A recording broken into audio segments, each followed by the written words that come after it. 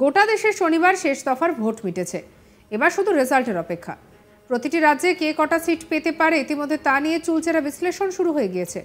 আর BJP বাংলাকে পাখির চোখ করেছে, তবে তৃণমূলও এক বিন্দু মাটি ছাড়তে রাজি নয়। এই অবস্থায় বাংলার অন্যতম গুরুত্বপূর্ণ লোকসভা কেন্দ্র হলো কৃষ্ণনগর। আর সেই কেন্দ্রে এবারে তৃণমূলের প্রার্থী মহুয়া মৈত্র, বিজেপি প্রার্থী অমৃতা রায় আর সিপিএম প্রার্থী SM সাদি। এখানে মূলত লড়াইটা মহুয়া মৈত্রের সঙ্গে অমৃতা রায়ের। আর এ ব্যাপারে মহুয়াকে হারাতে প্রধানমন্ত্রী স্বয়ং কৃষ্ণনগরের রানীমাকে দাঁড় করানোর সিদ্ধান্ত নেন। আর প্রথম থেকে বিজেপির আশা যে তিনি এবারে জিতছেন। তবে জেনে রাখা ভালো যে কৃষ্ণনগর লোকসভা কেন্দ্রে 2019 সালের লোকসভা ভোটে জয়ী হয়েছিল তৃণমূল। এরপর 2021 সালে বিধানসভা ভোটে মুছে যায় হাত শিবির, মাথা তোলে ঘাসফুল। 2019 সালে লোকসভা নির্বাচনে কৃষ্ণনগর লোকসভা আসনে তৃণমূল জিতেছিল 60,000-এর বেশি ভোটে। আর এখানে জিতেছিলেন মহুয়া মৈত্র। এদিকে কৃষ্ণনগর লোকসভা কেন্দ্রের অন্তর্গত 7টি বিধানসভা কেন্দ্র হল তেহট্ট, পলাশীপাড়া, কালীগঞ্জ, নাকাশীপাড়া, চাপড়া, কৃষ্ণনগর উত্তর ও কৃষ্ণনগর দক্ষিণ। 21 বিধানসভা ভোটে এর মধ্যে 6টি আসনেই জয়ী হয়েছিল তৃণমূল। শুধুমাত্র কৃষ্ণনগর উত্তর বিধানসভা কেন্দ্র জিতেছিল বিজেপি।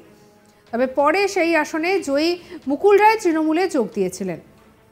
রেজাল্টের পর অবশ্যই রেজাল্টের জন্য আমাদেরকে 4 জুন পর্যন্ত অপেক্ষা করতে হবে। তবে তার আগে আমাদের India today access my India booth ফেরত সমীক্ষা অনুযায়ী কৃষ্ণনগরে সম্ভাব্যভাবে এগিয়ে রয়েছেন বিজেপি প্রার্থী অমৃতা রায়।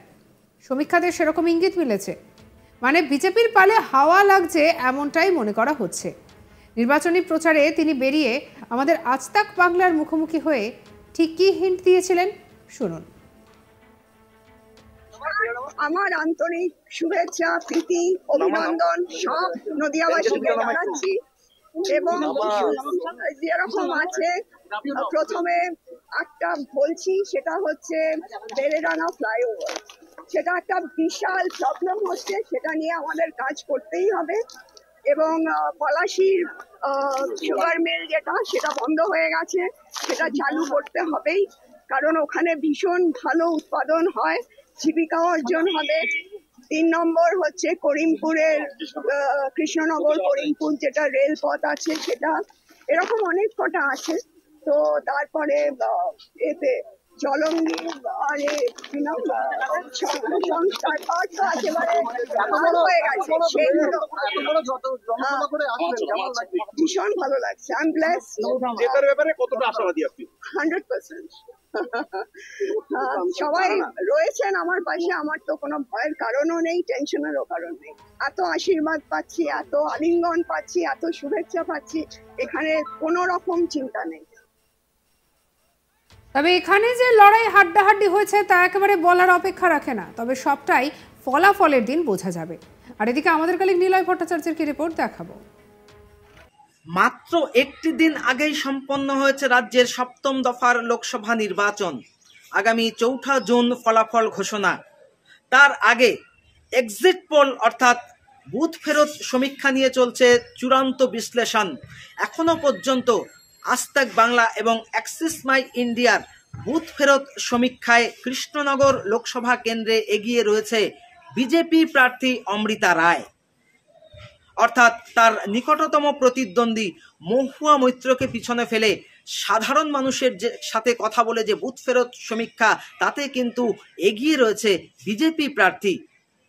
আমরা জানি সবসময় এক্সিট পোল বা বুথ ফেরত সমীক্ষায় শেষ কথা বলে না, আর সেই কারণেই আমাদের অপেক্ষা করতে হবে আগামী 4 জুন কৃষ্ণনগর পলিটেকনিক কলেজের গণনা কেন্দ্রের দিকে।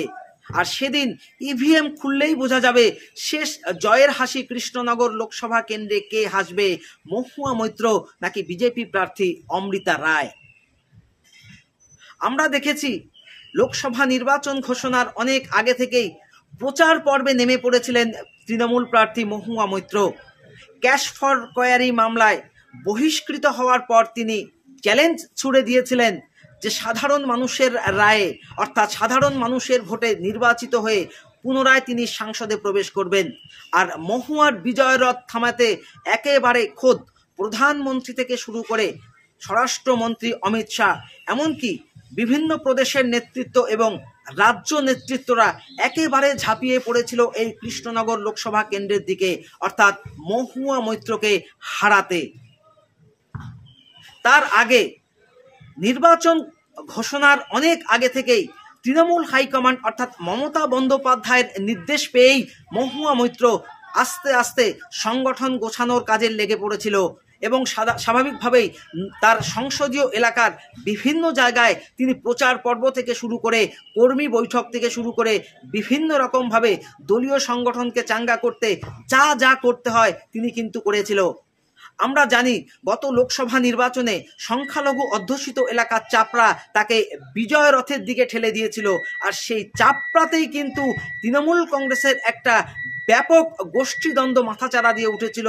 সেই গোষ্ঠীদ্বন্দ্বকেও কিন্তু তিনি কড়া হাতে প্রতিহত করেছিলেন এই মহুয়া মৈত্র। তারপরেও স্বাভাবিকভাবেই সদ্য সমাপ্ত লোকসভা নির্বাচনে সাধারণ মানুষ অর্থাৎ নদিয়ার মানুষ স্বতঃস্ফূর্তভাবে বুথমুখী হয়েছিলেন, তাদের মতাধিকার প্রয়োগ করেছিলেন, অর্থাৎ স্বাভাবিকভাবেই সন্ত্রাসমুক্ত নির্বাচন বলতে যা বোঝায় সেটা কিন্তু হয়েছিল। আর সেটাই কি একটা বড় ফ্যাক্টর বা বিজেপির প্লাস পয়েন্ট, এটাই কিন্তু এখন ভাবাচ্ছে রাজ্যের শাসক দল তৃণমূল কংগ্রেসকে। গোটা দেশে শনিবার শেষ দফার ভোট মিটেছে, আর এবার শুধু রেজাল্টের অপেক্ষা। প্রতি রাজ্যে কে কটা সিট পেতে পারে তা নিয়ে ইতিমধ্যেই চুলচেরা বিশ্লেষণও শুরু হয়েছে।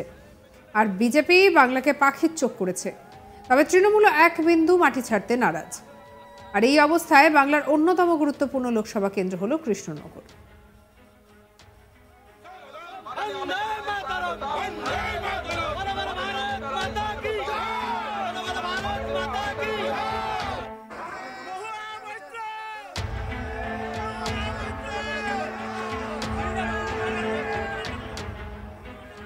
আর এই কেন্দ্রে এবারে তৃণমূলের প্রার্থী মহুয়া মৈত্র, বিজেপির প্রার্থী অমৃতা রায়, আজ সিপিএম এর প্রার্থী SM সাদি। এখানে মূলত লড়াইটা মহুয়া মৈত্র বনাম অমৃতা রায়। আর এবার মহুয়াকে হারাতে প্রধানমন্ত্রী স্বয়ং কৃষ্ণনগরের রাজ পরিবারের বধূ অর্থাৎ রানীমাকেই দাঁড় করানোর সিদ্ধান্ত নেন। আর এবার প্রথম থেকে বিজেপির আশা যে তিনি জিতে আসবেন। তবে জেনে রাখা ভালো যে কৃষ্ণনগর লোকসভা কেন্দ্রে 2019 সালের লোকসভা ভোটে জয়ী হয়েছিল তৃণমূল। এরপর 2021 সালে বিধানসভা ভোটে মুছে যায় হাত শিবির, মাথা তোলে ঘাসফুল।